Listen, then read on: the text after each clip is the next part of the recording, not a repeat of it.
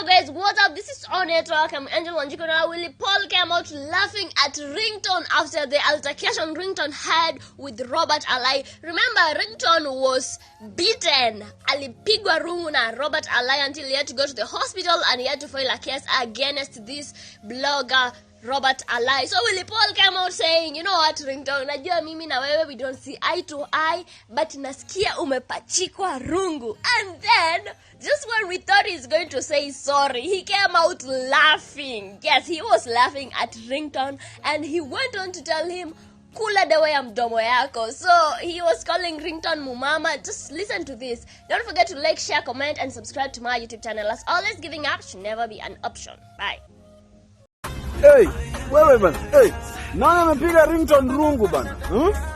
Ay. Anyway, manze, sio poa. Ringtone najua mimi na wewe tuko sawa. Hatupendani, sikupendi au unipendi, si ndio? But kenye umepitia manze. Ai, umepachikwa rungu. Umepigwa rungu wa komeo. Umama. Mama. Umepigwa rungu. Kula dawa ya mdomo yako.